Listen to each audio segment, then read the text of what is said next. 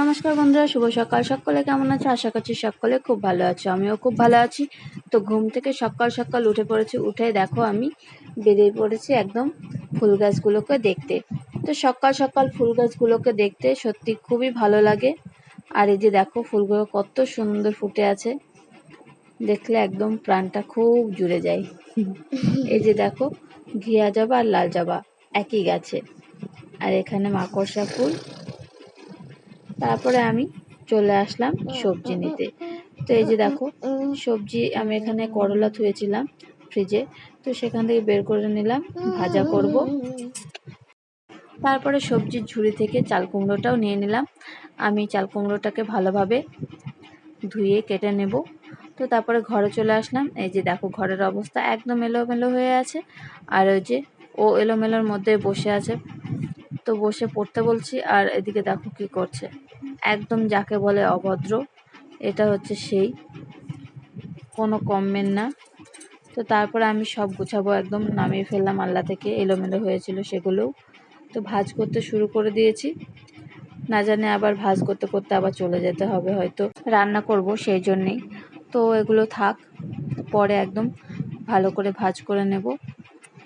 তোকে সকালবেলাতেই আমি ওর খাবার দিয়ে দিয়েছি, ওর খাওয়া হয়ে গেছে, বসে আছে। তারপরে আমি আবারও চলে আসলাম রান্না করতে করতে ঘরে। এই যে পুতুলগুলো সব আছে এলোমেলো, সেগুলোকে সাজিয়ে তুললাম। আর ওখানে ফুলটাকে পাপড়িটা একটু দুমড়ে গেছিলো, তো সেটাকেও ঠিক করে দিলাম।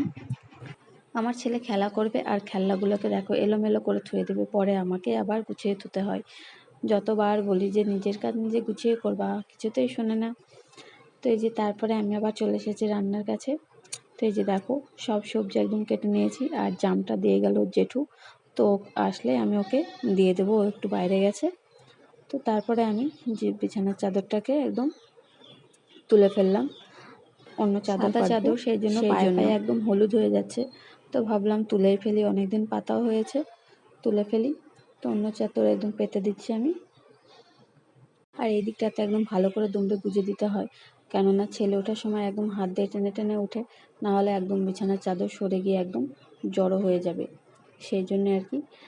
কেননা এই চাদরটা একটু ছোট আছে, ওই দিকটাতে মানে গোজা হয় না, সেই কারণে এই দিকটাতে একটু বেশি করে গুজে দিই, যাতে না সরে আসে, সেই জন্য।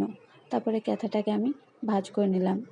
ভোরের দিকে খুব শীত শীত লাগে, সেই জন্য আর কি আমি আর ছেলে গায়ে দিই।